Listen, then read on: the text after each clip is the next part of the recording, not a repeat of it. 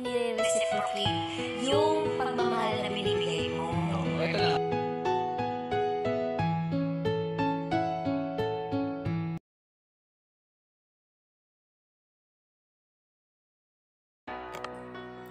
Update Kim Chiu kanina sa Showtime kung saan ay nag-viral nga ang linyang binitawan ni Kim na dumating sa punto nga na sinasabi niya nakakapagod naman talaga magmahal lalo na hindi ni-reciprocate yung pagmamahal na binigay niya sa'yo or binigay niya sa isang tao. Kaya naman sagot nga naman ni Jong, bakit ka bumigay or bumitaw? Sagot nga naman ni Kim, nakakapagod na kasi ikaw lang yung naghahabol. So, ayun, dagdag pa nga ni Vice ganda, kaya ka bumitaw. Dahil ikaw lang yung humahabol, samantala yung isang tao nagpapahabol. Na parang sinasabi na si Kim lang talaga yung nagmamahal, which is si ex niya nagpapahabol. Parang gano'n na nga yung sinasabi niya. So, dumating sa punto nga na nanawa, napagod.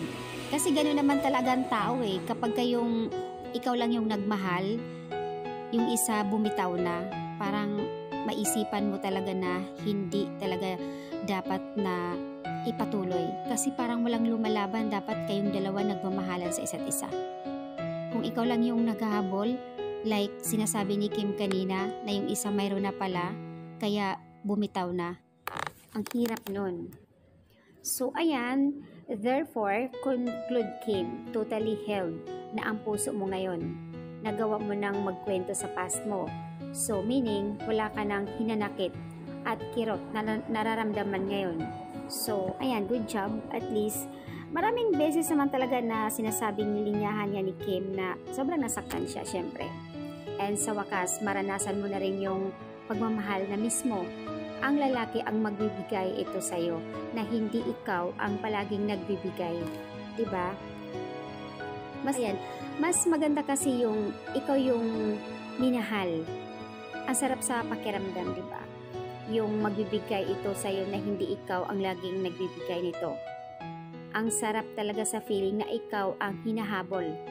Ibig sabihin noon, minahal ka, kaysa na ikaw ang maghahabol.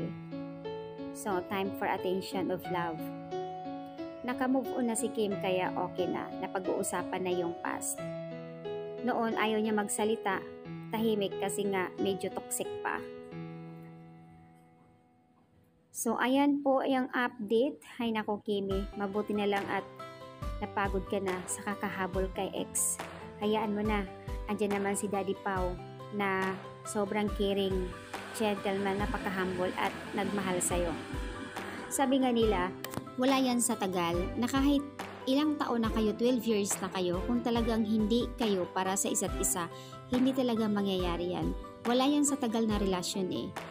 Yung iba nga, 1 month pa lang, 2 months pa lang, kinasal na kaagad, pero naghiwalay. So, nagdidepende lang talaga yan guys. Siguro nga, pinaglaban niya si ex noon, kaya hinahabol niya, pero di nagpapahabol yung isa, kaya napagod na rin si Kim. Ang sakit kaya, di ba? Kung sa part ng babae na katulad sa atin, yung relasyon na ganyan, ang hirap ayusin. Buti na lang andyan si Daddy Pao na alam niyang despite nung kasagsagan na umiiri na ang linlang WWS key, fake chick at kung ano pa yung ganap ni Kim. That time, nasaktan na si Kim noon. Andoon na yung time na hindi na sila okay ni ex niya. Pero sino nandoon nung time na nasaktan si Kim? Ayan, si Pao. Kaya malaking bagay na yun na si Pao na andyan para suporta sa kanya.